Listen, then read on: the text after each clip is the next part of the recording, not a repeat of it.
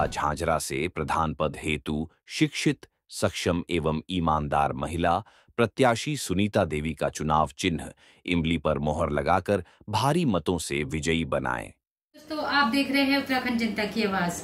आज हमारे साथ मौजूद है सुनीता देवी जी, जो प्रधान पद के लिए तैयारी कर रही हैं और साथ साथ हम उनसे पूछते हैं कुछ सवाल। मैम नमस्कार। नमस्कार मैम। हमारे चैनल में आपका बहुत बहुत स्वागत है। Thank you ma'am. हम आपसे जानना चाहेंगे क्या क्या मुद्दे हैं जिनको लेके आप आगे बढ़ेंगे। मैडम मुद्दे तो सबसे पहले तो एक ये, जैसे आज बरसात हो रही है, यानी कि ये तो बरसात होती रहती है, तो सबसे पहले मुद्दा तो नालों का है और पानी लोगों के घरों में तक घुस गया है।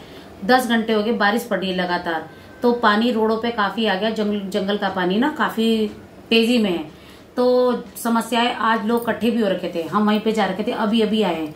तो पानी की समस्या सबसे पहले, उसके बाद बिजली की है, फिर जैसे घरों में पानी नहीं आती उसकी भी समस्या तो काफी है।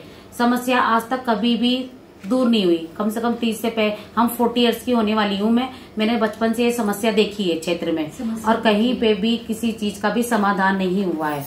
तो लोगों ने, जैसे मैं क्षेत्र में घूम रही हूँ, मैं प्रधान के लिए खड़ी हुई हूँ, तो क्षेत्र में सबसे पहले तो लोग ये कह रहे हैं कि आप कुछ करना न करना, सबसे पहले नाले बनवाना, क्योंकि सबसे पानी, बरसात का पानी घरों में घुसता है। तो दूसरी समस्या है कि जैसे खंभों पे लाइटें नहीं है, कि आपको उसका विकास करना है, एक रोड का, कहीं तक भी रोडें नहीं बनाई गई हैं, तो ये समस्या सबसे ज्यादा रखी गई है। और उसके बाद ये है कि हमारा विकास का, जब मैं प्रधान बनती हूँ तो मैं काम कराने की पूरी कोशिश करूंगी।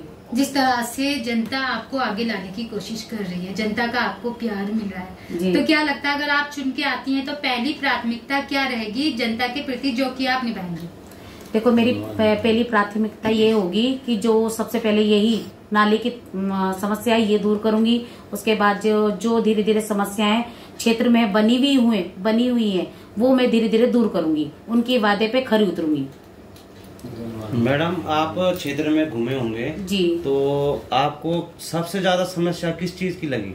देखो, सबसे ज्यादा समस्या एक तो यही नाले की है, और रोडों पे पानी भरा रहता है, कीचड़ रहता है, और कहीं पे पानी नहीं पहुंचा है, जैसे पीने का पानी है, वहाँ लाइनें नहीं डली है आज तक भी, और लोगों के घरों पे जैसे मकानों पे लिंटर नहीं डला है, और जैसे लेटरिन बाथरूम की समस्या, आज भी लोग जंगल में जाते हैं, बहुत सारी समस्या है। क्षेत्र में घूम घूम के दिख रहा है कि लोग वोट देने के लिए तैयार नहीं हो रहे, क्योंकि पहले प्रतिनिधियों को चुना गया है कि विकास नहीं दिखा है क्षेत्र में, तो कह रहे कि हम कैसे विश्वास करें। मैंने कहा एक बार 5 साल में मुझे इस चीज में आप सपोर्ट करोगे तो मैं अपने कार्यकाल में पूरा काम कराऊंगी, अगर नहीं कराती हूँ तो आप मुझे अपने नहीं गली में घुसने दे जाए।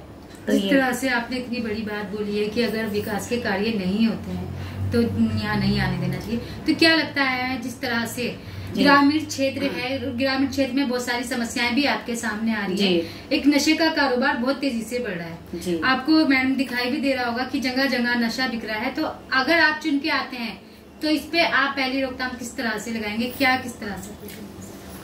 देखो, धीरे धीरे जैसे क्षेत्र में मैं उतरूंगी प्रधान बनके, तो मैं इस समस्या का समाधान धीरे धीरे ही कर पाऊंगी, क्योंकि मुझे भी पता है कि दारू का नशा काफी यहाँ हद तक है, तो मैं उस चीज का समाधान भी करूंगी क्षेत्र में।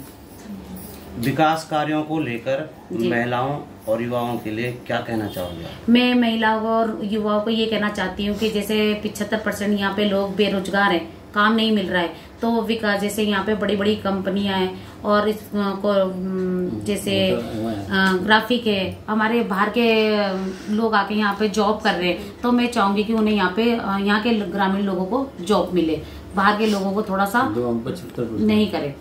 जिस तरह से महिलाओं को आरक्षण मिला है, आप एक महिला है, ऐसी महिलाओं के लिए क्या कहना चाहेंगी जो आगे बढ़ना चाहेंगी? देखो, महिलाओं के लिए तो देखो, आपको पता है कि क्षेत्र में विकास आता है, जैसे कि लोगों को औरतें इकट्ठे करके समूह बनाया जाता है कि उन्हें काम दिया जाता है, कहीं कहीं दिया गया है, जैसे और भी प्रधान खड़े हुए हैं, उनके क्षेत्र में आज भी औरतों को काम दिया गया है, पर हमारे क्षेत्र में आज तक औरतों को कोई काम नहीं दिया, खोल के काम नहीं दिया गया है। तो मैं चाहूंगी कि अगर मैं प्रधान बनती हूँ तो मैं उन्हें, औरतों को जैसे एक समूह बना के उन्हें काम खोलने का रोजगार दूंगी, कि वो काम कर सके अपना घर का। जिस तरह से सरकार की तरफ से योजनाएं आती है, सरकार की तरफ से क्या कहना चाहेंगे आप, वो घर घर जाके या वैसे समूह द्वारा किस तरह से वो योजनाएं अपने क्षेत्र में पहुंचाएंगे? देखो, मैं समूह द्वारा, जैसे मेरे मेंबर खड़े हुए, तो मैं उन्हें लोगों को, जैसे औरतों को जागरूक करूंगी, तो वो अपने वार्ड से औरतों को लाके मेरे साथ जोड़े, तो मैं उन्हें धीरे धीरे काम दूंगी। तो मैडम आप भी देख ही रहे हैं, चुनाव का आखिरी पड़ाव चल रहा है जी। तो किस तरह से आप अपने क्षेत्र वासियों को अपील करेंगे कि आपको चुने और वोट दें?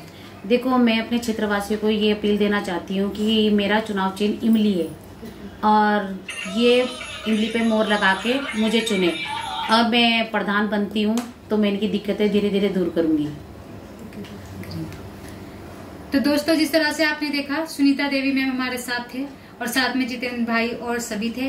तो हम भी यही जनता के सारे पूरे क्षेत्रवासियों से ये अपील करेंगे, मैडम को आगे बढ़ाएं और इमली पे मोहर लगा के बहुमूल्य वोटों से सुनीता मैम को जिताएं।